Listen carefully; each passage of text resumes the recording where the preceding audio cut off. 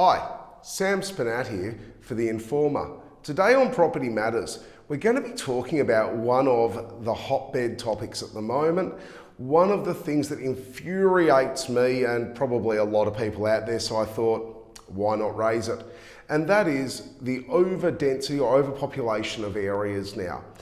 Over the past couple of years, some of Melbourne's more established suburbs, to say, have really been having a bit of a crisis. And it's a crisis born out of what I call greed and council. So today is a little bit of a kick to councils and I suppose a little bit of a call to arms for people. What I'm seeing out there, and I suppose one of the things that we're all seeing out there, is a lot of apartments being built and population density going up. Now, over COVID, one of the things that we saw really be discussed was people living in these small apartments, not having any outdoor space, not having anywhere to go and escape really from being trapped in what could be almost termed a jail cell.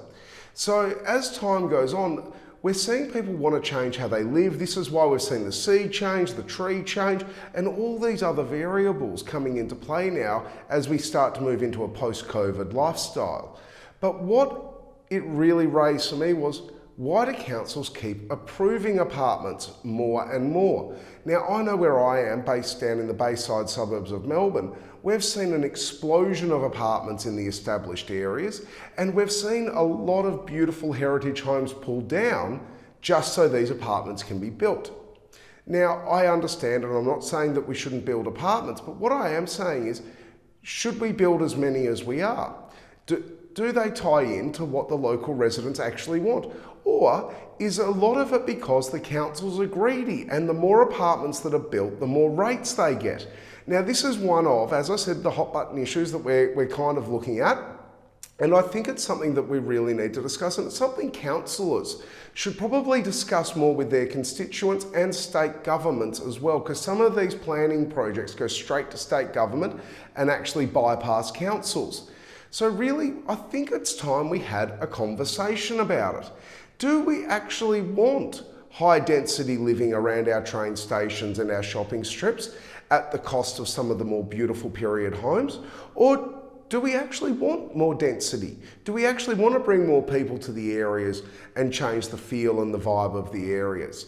And that's something that we really should have a right to talk about as constituents of our councils. This is something I feel people don't take seriously enough that are in power. It's almost like they think that, well, it just brings more money to the area, it brings more rates in, it'll bring more people in, therefore more people to spend money at the shops, and therefore it's all good. But what about the reason people go to these areas in the first place? What about the quality of life for the people that are already there?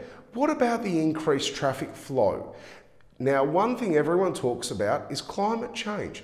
Now, obviously, building more properties, getting rid of green spaces, and bringing in more concrete does affect how this all works. I'm no climate expert, but it does bring in a change. And these are things we all need to discuss and we all need to talk about. It isn't just a one size fits all. When you're looking at the inner Bayside suburbs of, say, Brighton in Melbourne or South Melbourne, or even going up to Sydney, and you've got the Northern Beach areas, and we don't seem to have the conversations that are needed. We need to think about how this is going to work. We need to look at the planning, and we also need to make sure this is what the actual residents and ratepayers want. If the residents and ratepayers don't want it, well, then why are the councils allowing it? And I think sometimes people's agendas overrule what the people that vote for them really want.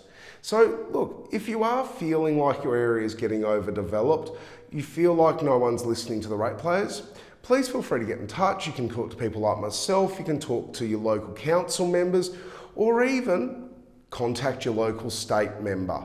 I'm Sam Spernat for The Informer. This has been another instalment of Property Matters. Are your council really listening? Thank you.